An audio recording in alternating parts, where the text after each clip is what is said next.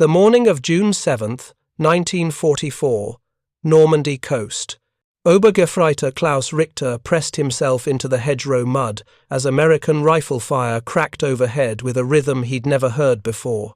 If you're enjoying this deep dive into the story, hit the subscribe button and let us know in the comments from where in the world you are watching from today. 8 shots. A metallic ping. Pause. 8 more shots. The Americans weren't conserving ammunition. They weren't spacing their fire. They were pouring rounds downrange with mechanical consistency that made his bolt-action Karabiner 98k feel like a museum piece. Within 48 hours, Richter would be captured. Within a week, he would handle an M1 Garand for the first time. And within a month, he would write in a smuggled letter that every Wehrmacht infantryman had been lied to about American industrial capacity and tactical doctrine. This is the documented story of how German soldiers discovered that their weapon wasn't just outclassed by American firepower. It was rendered obsolete by a manufacturing philosophy they couldn't comprehend until they witnessed it. The German military establishment had spent years dismissing American small arms development.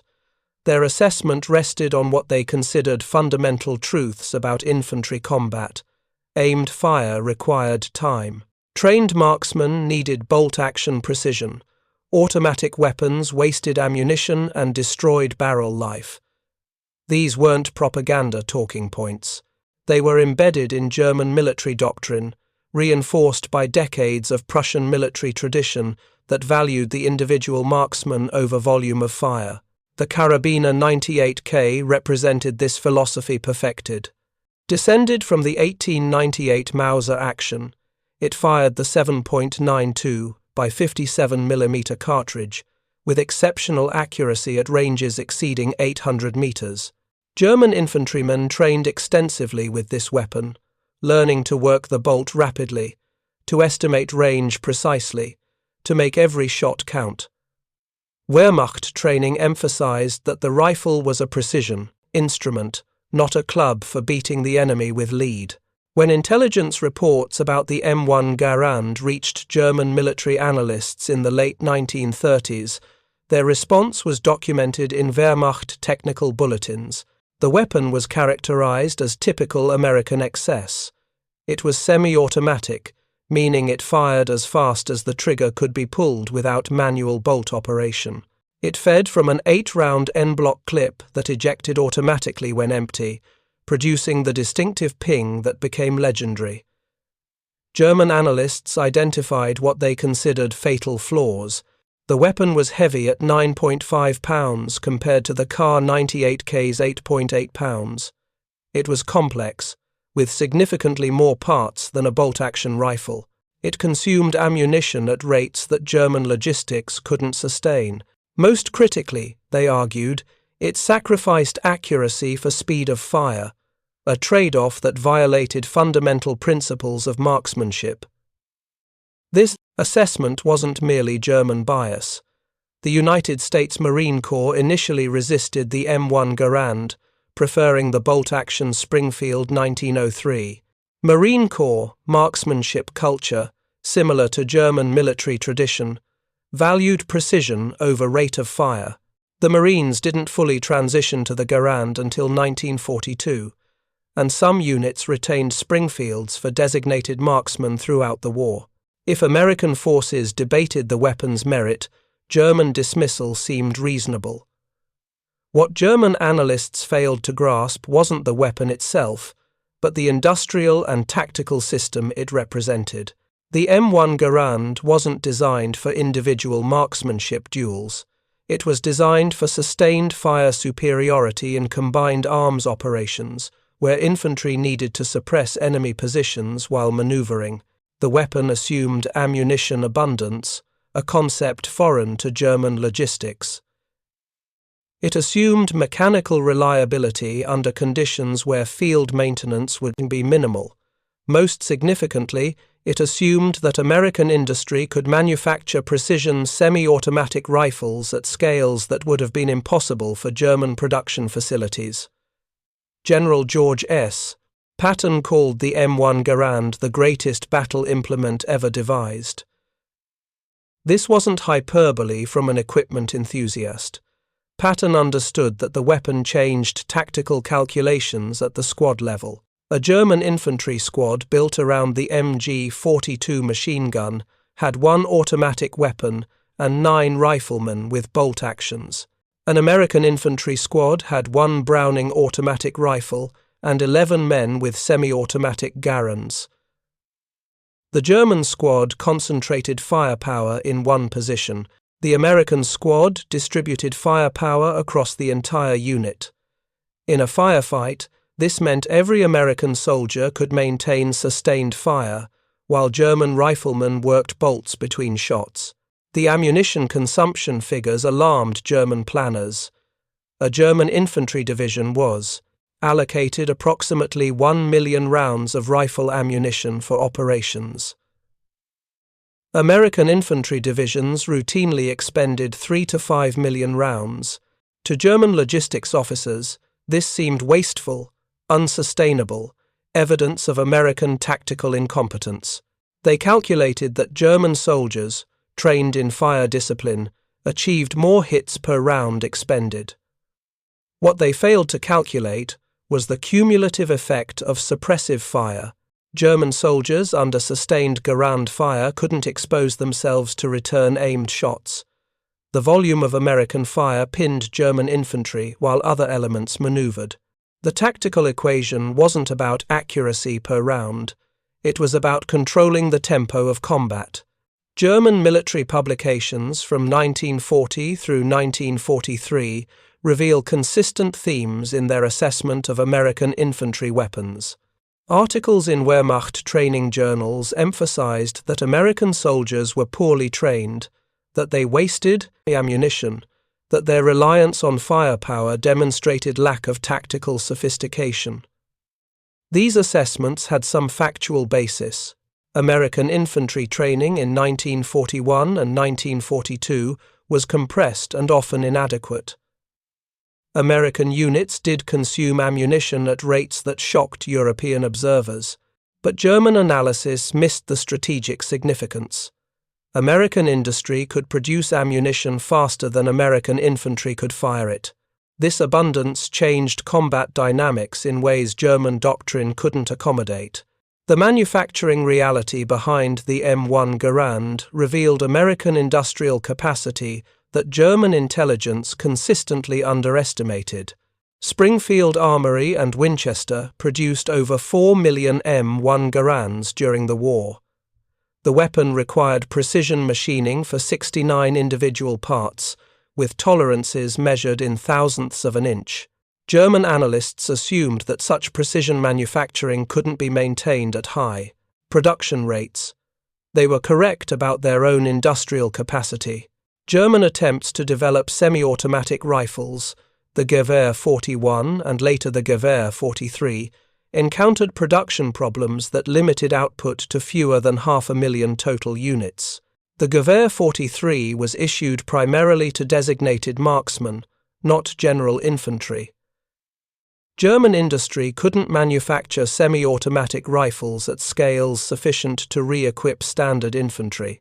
American industry manufactured them as the standard infantry weapon. The ammunition production disparity was even more dramatic.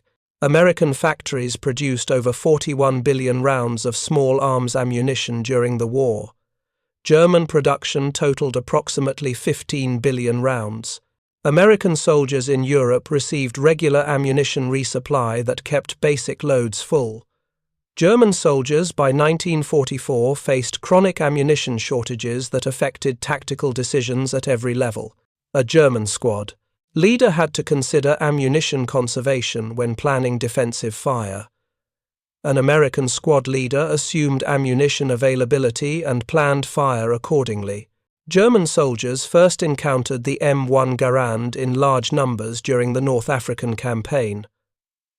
After action reports from German units in Tunisia documented the experience, German infantry noted that American soldiers fired more rapidly than British or French forces armed with bolt-action rifles. Initial German assessment attributed this to poor fire discipline rather than weapon characteristics. German after-action reports from Tunisia emphasized that American infantry lacked combat experience, that they fired wildly without aimed shots, that they were vulnerable to experienced German troops. These reports were partially correct. American infantry in Tunisia during early 1943 lacked combat experience, but the reports focused on American tactical errors while dismissing the significance of American firepower. The Italian campaign provided more extensive German experience with American infantry weapons. By the time of the Anzio landings in January 1944, German units had developed tactical responses to American firepower. German defensive doctrine emphasized immediate counterattacks with concentrated force before American infantry could establish positions. German units relied on superior tactical positioning to offset American firepower advantages. These tactics worked when German forces held high ground and could direct accurate fire against exposed American units. But the tactics required German infantry to hold advantageous positions. In meeting engagements or when attacking prepared American positions, German infantry discovered that their bolt-action rifles couldn't match Garand fire volume. Sergeant Otto Meyer, captured at Anzio in May 1944, was interviewed by American intelligence officers. His testimony, preserved in National Archives records, provides detailed German perspective on facing Garand-equipped infantry. Meyer described standard German squad tactics. The MG-42 machine gun team established a position with good fields of fire. The riflemen positioned themselves to provide overlapping fire sectors. When engaging American infantry, the machine gun opened fire to pin American soldiers while riflemen targeted specific individuals. Meyer noted that American return fire was immediate and heavy. The volume of incoming fire made it difficult for German riflemen to expose themselves for aimed shots. The MG-42 crew attracted concentrated American fire that forced them to relocate frequently. Meyer concluded that German squads needed more automatic weapons to match American firepower. This was the standard German response.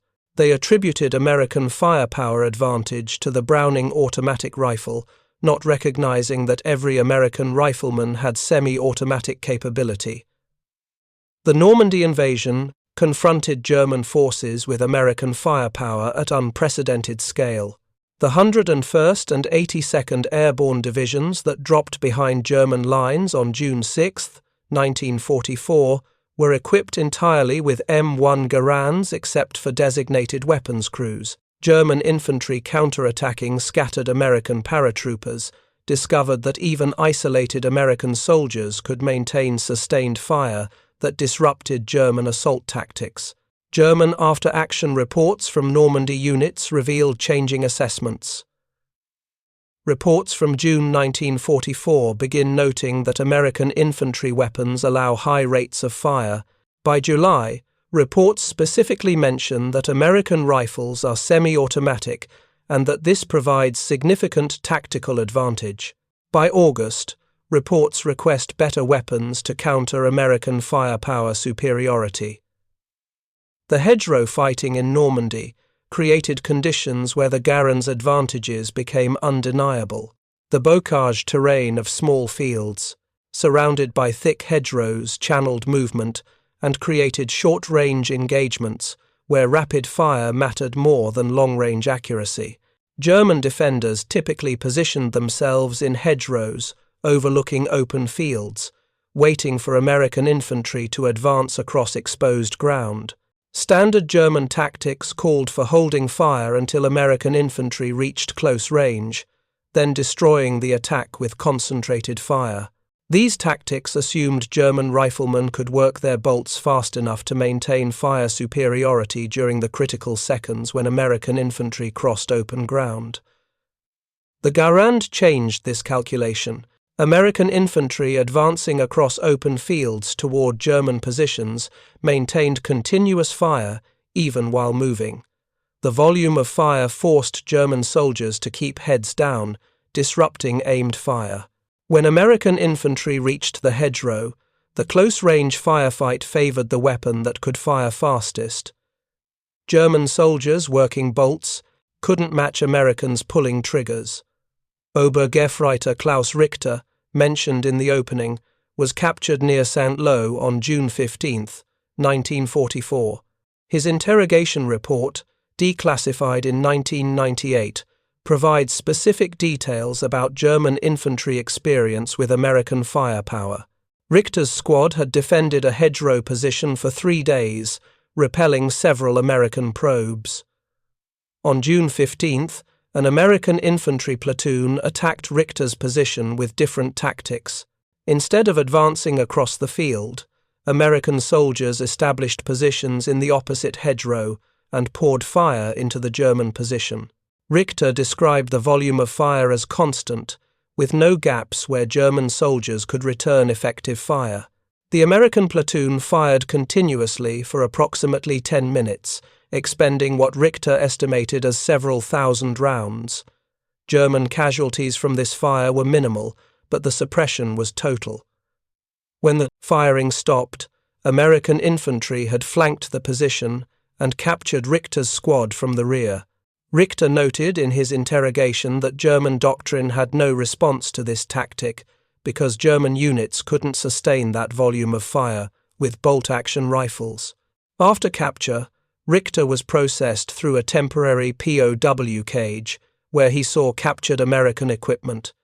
He examined an M1 Garand for the first time. His interrogation report includes detailed observations about the weapon. He noted its weight and complexity. He noted the 8-round clip and rapid-fire capability. Most significantly, he noted the quality of manufacture. The weapon was precisely made, with tight tolerances and good fit of parts. He compared it unfavorably to the Kar98k's simplicity, but acknowledged that American infantry armed with Garands had firepower advantage that German bolt actions couldn't match. When interrogators asked if Richter would prefer to be armed with a Garand, he responded that the question was meaningless because German industry couldn't manufacture such weapons in sufficient numbers, and German logistics couldn't supply the ammunition consumption they required. This response captured the central reality. The M1 Garand wasn't just a better rifle, it was a weapon that represented industrial and logistical capabilities beyond German capacity to match. By mid-1944, German military intelligence had compiled comprehensive reports on American infantry weapons. These reports, captured after the war and now in National Archives holdings, show that German analysts understood the Garand's tactical advantages.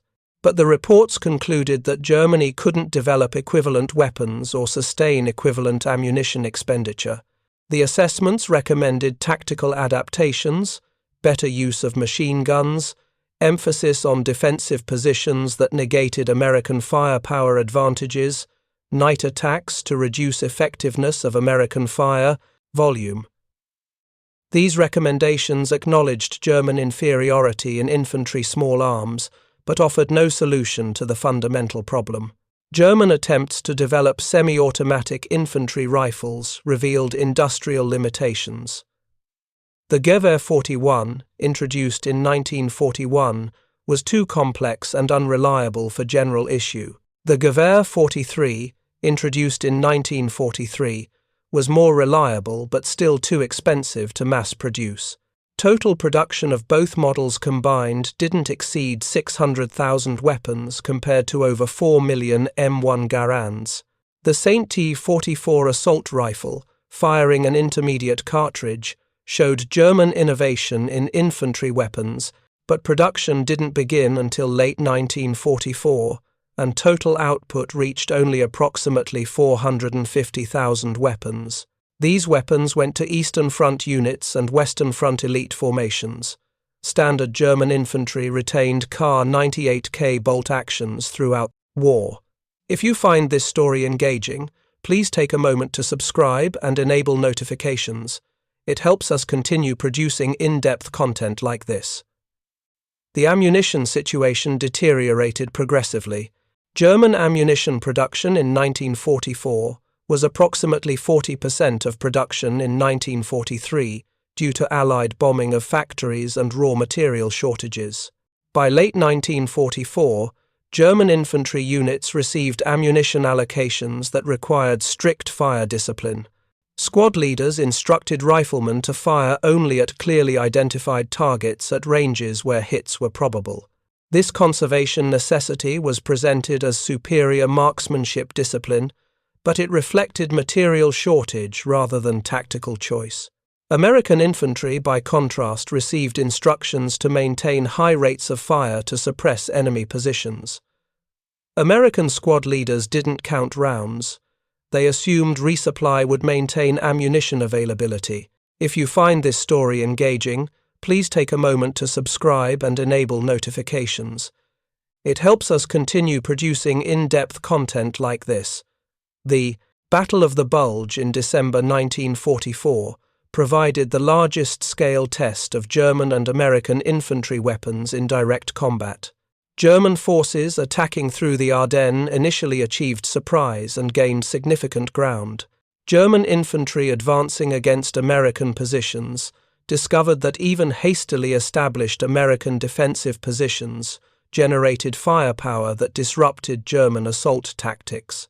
The 101st Airborne Division, surrounded at Bastogne, held against German attacks, despite being outnumbered and lacking artillery support.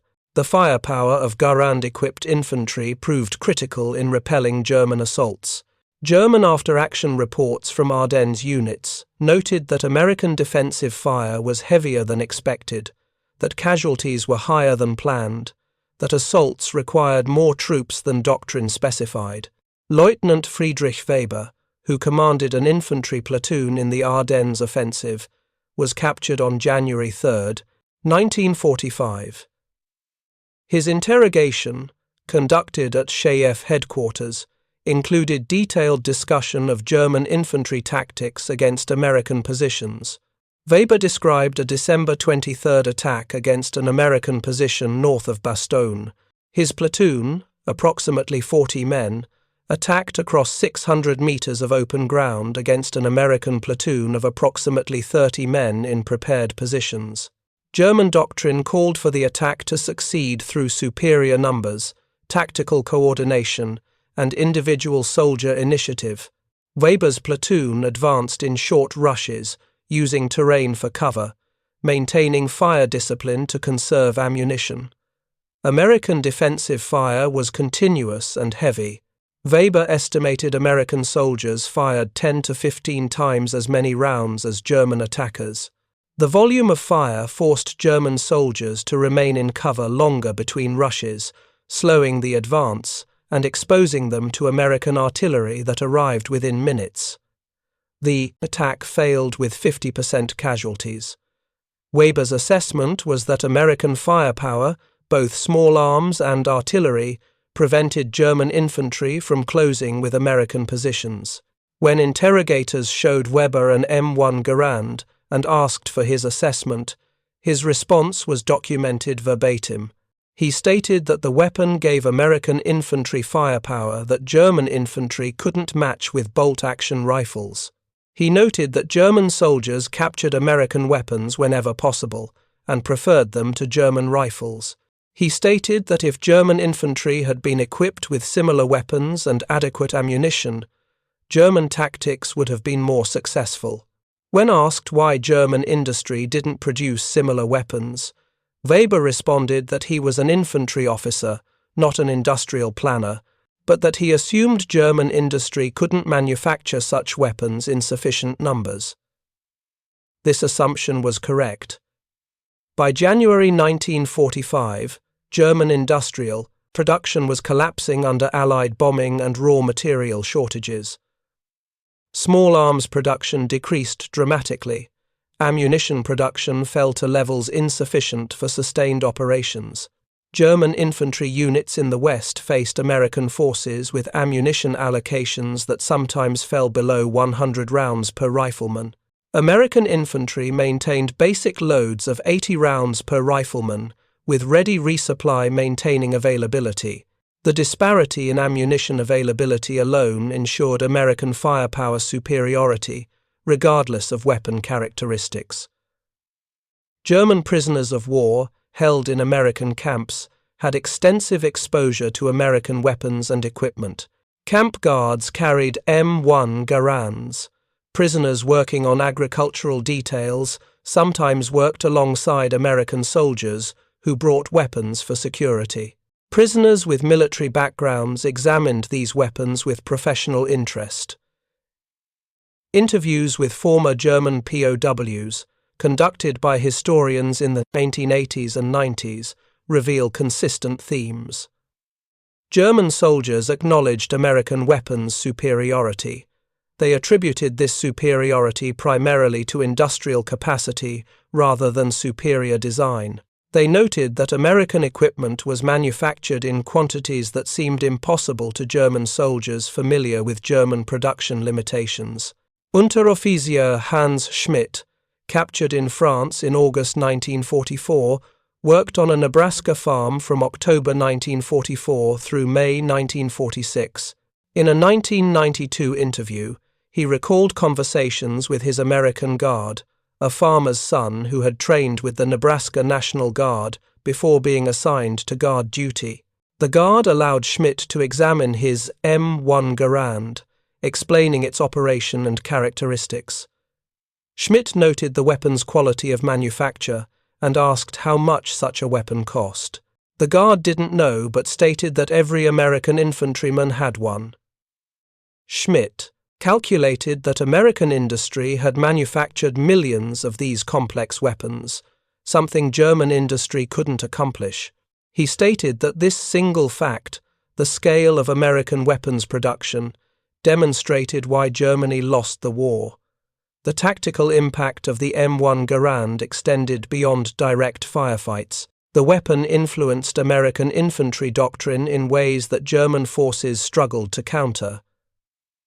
American squads could provide covering fire while other elements maneuvered. The sustained fire capability meant American infantry could suppress German positions without dedicated machine gun support. This distributed firepower changed tactical calculations. German defensive doctrine assumed that American attacks would be channeled toward German machine gun positions, allowing German riflemen to engage American infantry from flanking positions. When every American rifleman could provide suppressive fire, German flanking positions came under fire that limited their effectiveness. The 8-round en-bloc clip system generated controversy among American ordnance experts, but proved reliable in combat. The clip loaded quickly with practice. The automatic ejection and distinctive ping when empty became familiar to both American and German soldiers. German intelligence reports noted that the ping could indicate when American soldiers were reloading, but German after-action reports contain no evidence that German infantry successfully exploited this. The reason was simple.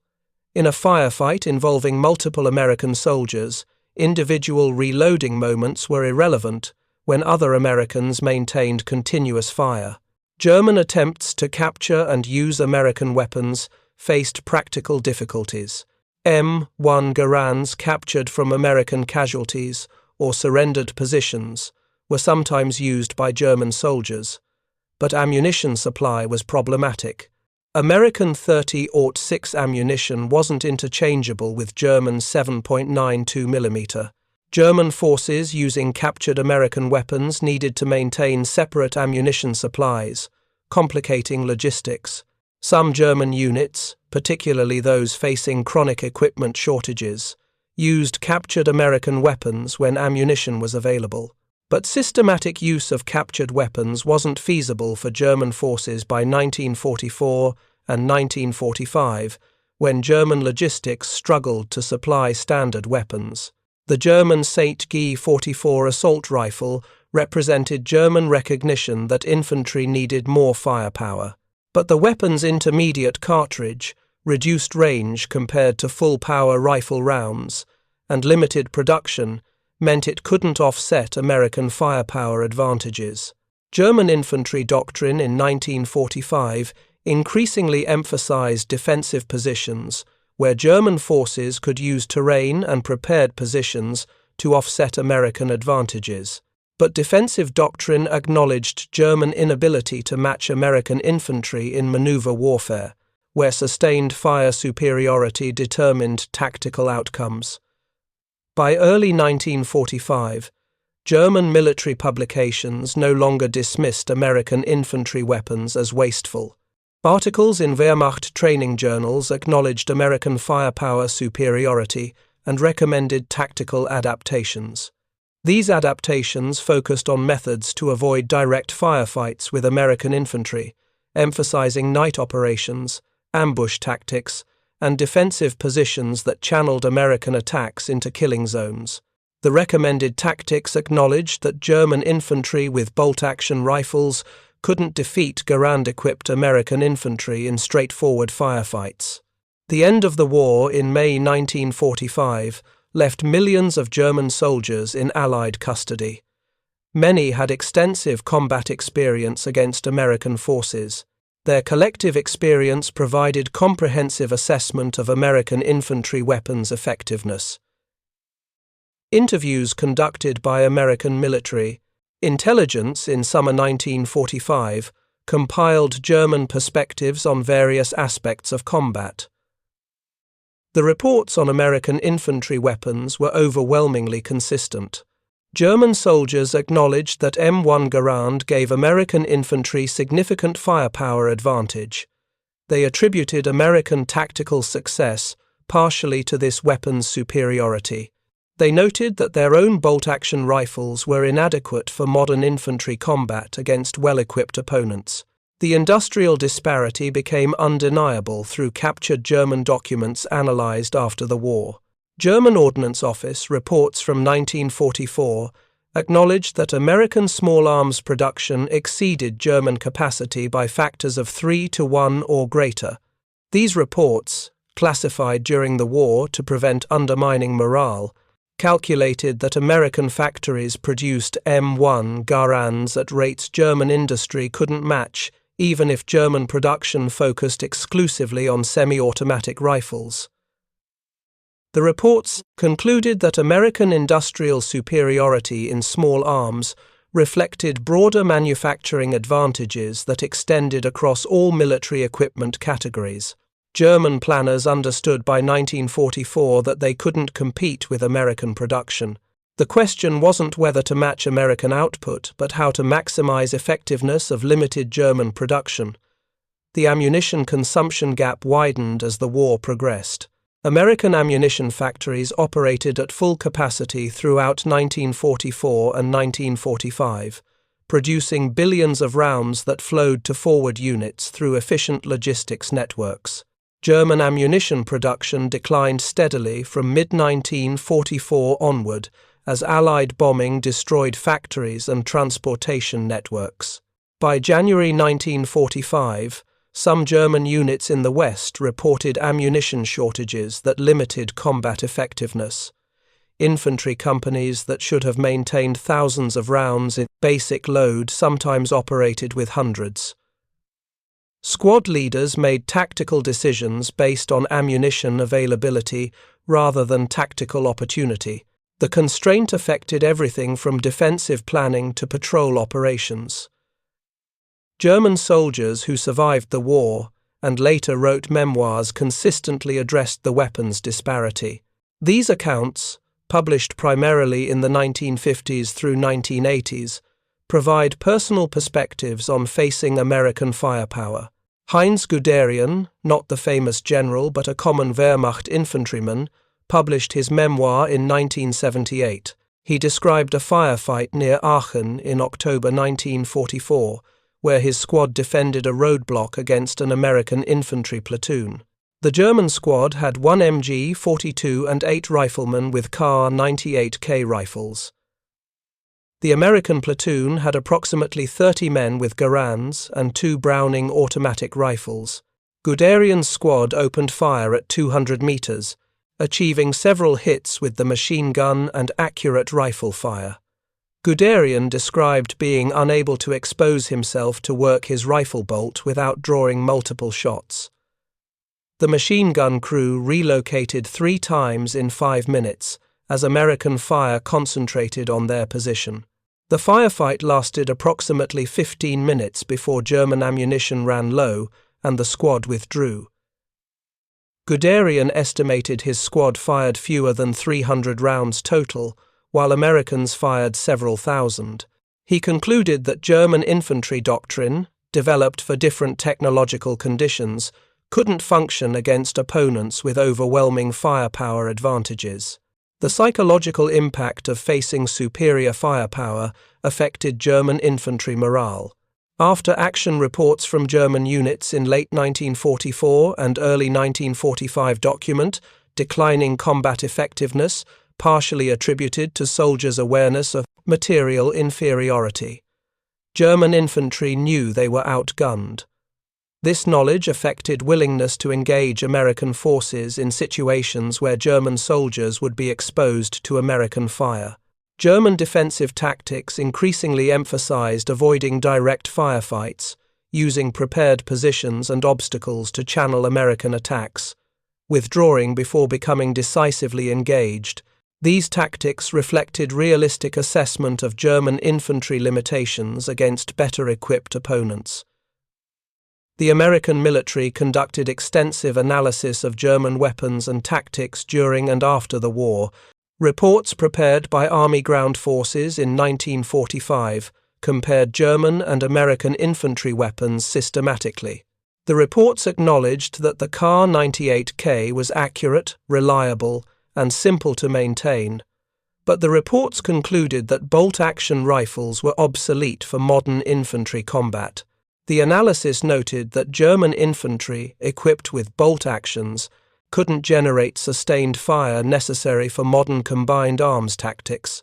The reports recommended that American forces maintain semi-automatic rifles as standard infantry weapons, and that future rifle development should focus on selective fire weapons that could function as both rifles and light, automatic weapons. This recommendation led directly to post-war development programs that eventually produced the M14 rifle. German prisoners interviewed about their combat experiences consistently mentioned American firepower superiority. Interrogation reports from 1944 and 1945 contain hundreds of references to American weapons advantages. German soldiers described feeling outgunned, unable to return effective fire, forced to remain in cover under American fire. These descriptions appeared across different units, different sectors, different phases of the war. The consistency of German testimony confirms that American firepower advantage wasn't limited to specific engagements or particular units. It was systematic, reflecting fundamental differences in weapons, ammunition supply, and tactical doctrine. The broader implications of the Garand's success influenced post-war military rifle development worldwide. The Soviet Union, observing American success with semi-automatic rifles, accelerated development of the SKS carbine and later the AK-47 assault rifle. Both weapons reflected lessons learned from observing American infantry effectiveness. The British, who had relied on bolt-action Lee-Enfield rifles throughout the war, began development of the EM2 assault rifle in 1948. European nations rebuilding their militaries in the 1950s uniformly adopted semi-automatic or selective fire rifles rather than returning to bolt actions. The M1 Garand demonstrated that infantry needed sustained fire capability, and post-war rifle development reflected this lesson.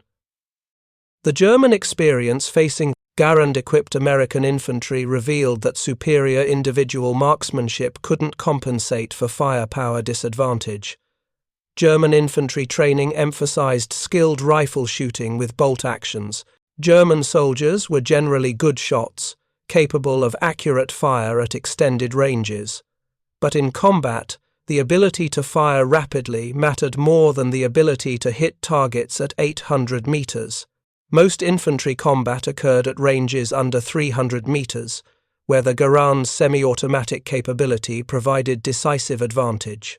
German marksmanship training, valuable for snipers and designated marksmen, didn't translate into squad-level firepower that could match Garand-equipped American infantry. The ammunition abundance that made the Garand effective reflected American logistical superiority that extended across all supply categories. American infantry received regular resupply of ammunition, food, fuel, and spare parts. German infantry, by 1944, faced chronic shortages of everything from ammunition to boots. The logistical disparity meant that even if German industry had manufactured semi-automatic rifles in large numbers, German logistics probably couldn't have sustained the ammunition consumption such weapons required. The American military supply system, often criticized for bureaucratic inefficiency, nonetheless delivered supplies to forward units consistently throughout the war. German supply system, stressed by Allied bombing and fuel shortages, struggled to maintain basic supply levels by late 1944. The M1 Garand's service life extended well beyond World War II. American forces used Garands in Korea, where the weapon again demonstrated effectiveness. The rifle remained standard American infantry weapon until replaced by the M14 in 1957. Many Garands saw service into the 1960s in National Guard and Reserve units. The weapon's longevity testified to its fundamental soundness of design and effectiveness in combat. The Kar98k, while an excellent bolt-action rifle, became obsolete once semi-automatic weapons became available in sufficient numbers.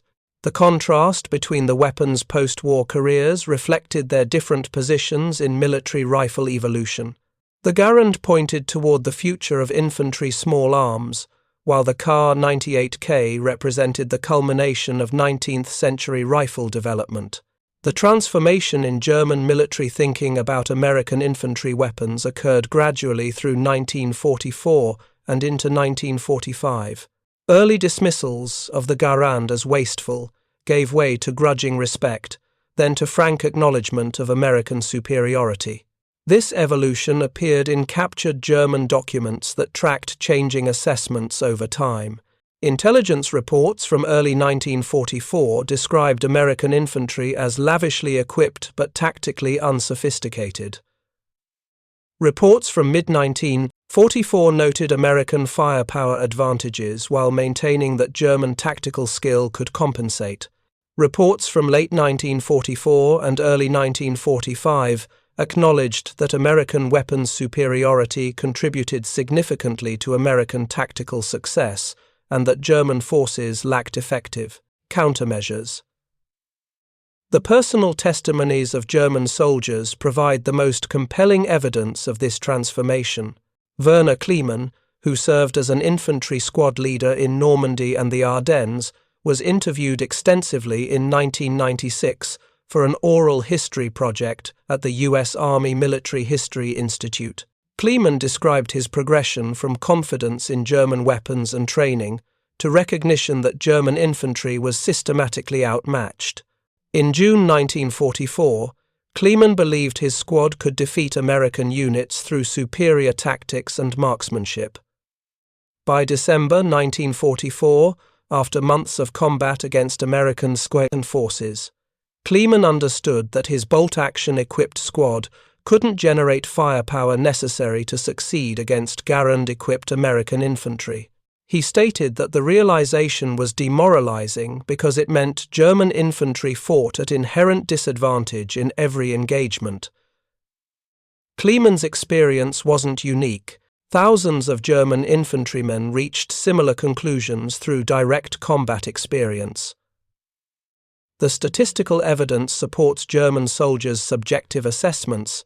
American infantry units in Europe suffered fewer casualties per engagement than German units facing similar tactical situations. While multiple factors contributed to this disparity, including air superiority and artillery advantages, American infantry weapons played measurable roles. Studies conducted by the U.S. Army's Operations Research Office in the 1950s analyzed World War II combat data to identify factors affecting infantry effectiveness. These studies concluded that American infantry's semi-automatic rifles contributed significantly to favorable casualty ratios and tactical success rates.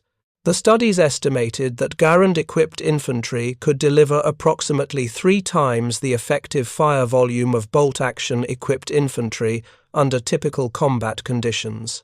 This threefold advantage in sustained fire capability translated into tactical advantages that affected engagement outcomes across thousands of small unit actions. The German military's failure to develop effective semi-automatic rifles in sufficient numbers resulted from industrial limitations rather than lack of recognition of the need. German ordnance officers understood by 1943 that German infantry needed better weapons. The Gewehr 43 represented German attempt to field a semi-automatic rifle comparable to the Garand. The weapon functioned adequately and was reasonably reliable, but German industry couldn't manufacture it in numbers sufficient to re-equip standard infantry. Production facilities were stretched, meeting demand for existing weapons. Raw material shortages, limited expansion of production capacity, Allied bombing disrupted manufacturing and forced dispersal of production to smaller facilities, less capable of precision work. By 1944, German industry struggled to maintain production of existing weapons and couldn't add large-scale production of new designs. The St. Guy 44 assault rifle demonstrated German innovation in infantry weapons despite industrial constraints. The weapon fired a shortened 7.92mm cartridge that reduced recoil while maintaining adequate range for infantry combat. It could fire semi-automatically or fully automatically, giving individual soldiers flexibility to engage targets with aimed fire or suppress enemy positions. The design anticipated post-war assault rifle development and influenced weapons like the Soviet AK-47, but production began too late and in insufficient numbers to affect German infantry capabilities significantly. Most St. Guy 44s went to units on the Eastern Front, where German forces faced desperate defensive battles against Soviet offensives. Western Front units received few assault rifles and continued fighting with Kar98k bolt actions, supplemented by small numbers of Gewehr 43s. The contrast between German weapons innovation and production reality illustrated fundamental differences between German and American approaches to military manufacturing. German designers produced excellent weapons including the MG-42 machine gun, the St. Guy 44 assault rifle, and various other advanced systems. But German industry couldn't manufacture these weapons in quantities necessary to equip frontline forces adequately. American designers produced weapons that were good enough and focused on manufacturing them in vast quantities. The M1 Garand wasn't perfect. It was heavy, complex compared to bolt actions, and the en-bloc clip system had limitations. But American industry manufactured over 4 million Garands and supplied billions of rounds of ammunition, giving American infantry systematic advantages that German forces couldn't match. The ammunition disparity became critical in the war's final months. By March 1945, German infantry units defending the Rhine reported ammunition shortages so severe that squad leaders prohibited fire except at close-range targets. American units preparing to cross the Rhine faced no such restrictions.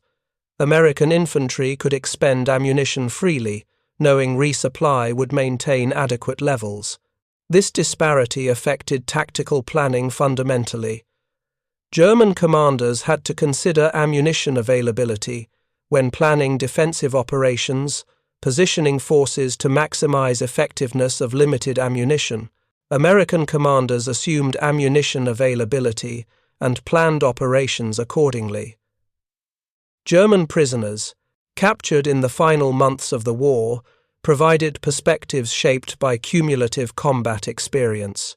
These men had fought against American forces for months or years and had developed clear understanding of American strengths and German weaknesses.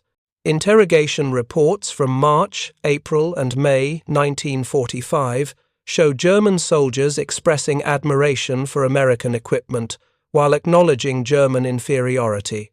The soldiers recognized that American industrial capacity, not superior German training or tactics, determined combat outcomes. This recognition represented a profound shift from earlier German confidence in tactical superiority. The post-war assessment of infantry weapons effectiveness drew on extensive combat data collected during the war. The U.S. Army's infantry school at Fort Benning conducted detailed studies comparing German and American infantry weapons in actual combat conditions. These studies examined thousands of after-action reports, interrogation records, and casualty data to identify patterns. The studies concluded that American infantry armed with M1 Garands achieved tactical objectives more consistently and with fewer casualties than comparable German units. The Garand's contribution to this success was significant, though not exclusive. American advantages in artillery, air support, and logistics all contributed. But at the small unit level where infantry squads engaged each other directly, the Garand provided measurable advantages that accumulated across thousands of engagements. The weapon's influence extended beyond World War II into Cold War military planning. NATO standardization efforts in the 1950s debated whether to adopt American weapons or develop European alternatives. The M1 Garand's combat record influenced these debates. European nations recognized that semi-automatic or automatic rifles were necessary for modern infantry. The question was whether to adopt American designs or develop indigenous weapons. Most NATO nations eventually adopted rifles influenced by American semi-automatic rifle experience, even when not adopting American weapons directly. The principle that infantry needed sustained fire capability became fundamental to post-war military rifle development worldwide. The German soldiers who faced Garand-equipped American infantry carried those experiences throughout their lives. Veterans interviewed decades after the war consistently recalled the volume of American fire and their own sense of being outgunned. These memories shaped German post-war military development. The West German Bundeswehr, established in 1955, equipped its infantry with semi-automatic rifles from its inception. German military planners, many of whom had combat experience in World War II, understood that bolt-action rifles were obsolete. The Bundeswehr adopted the G3 rifle, a selective fire battle rifle that reflected lessons learned facing American firepower. The technological lesson was clear, but the broader implications were more significant. The M1 Garand succeeded not merely because it was a good weapon, but because American industrial and logistical systems could support its employment. German analysis that dismissed the Garand as wasteful was technically correct about ammunition consumption, but strategically wrong about tactical effectiveness. The Germans calculated effectiveness per round expended. The Americans calculated effectiveness per engagement won.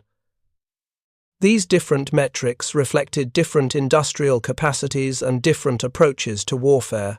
Germany, with limited industrial capacity and constrained logistics, had to maximize efficiency of each round fired. America, with vast industrial capacity and robust logistics, could maximize effectiveness through volume of fire. This fundamental difference in approach extended beyond infantry weapons to encompass entire military systems. German forces emphasized quality, training, and tactical skill to offset material disadvantages. American forces emphasized material abundance, industrial capacity, and systematic application of resources. Both approaches had merit in appropriate contexts, but in total war involving industrial nations, the American approach proved more sustainable. German tactical excellence achieved impressive local successes, but couldn't compensate for systematic material disadvantages across entire theaters of operation. The M1 Garand story illustrates how technological assessments can miss strategic context. German analysts who dismissed the weapon as wasteful weren't wrong about its ammunition consumption. They were wrong about the significance of that consumption in American military system. The weapon wasted ammunition by German standards because German logistics couldn't sustain such consumption. But American logistics could, and the tactical advantages justified the expenditure. This disconnect between German analysis and American reality reflected broader German failure to understand American industrial capacity and strategic approach. Klaus Richter, the Obergefreiter who opened this narrative, spent 19 months in American captivity before repatriation in November 1945. His letters, preserved by family members and donated to German military archives in 2003, trace his evolving understanding of American military power. In early letters written shortly after capture, Richter blamed German defeat on Allied numerical superiority and described Americans as poorly trained but lavishly equipped. In later letters from autumn 1945, Richter wrote that German military leadership had fundamentally misunderstood American industrial capacity. He stated that German soldiers had been told Americans were weak and decadent, but discovered through combat that Americans were well-equipped, adequately trained, and supported by industrial resources Germany couldn't match.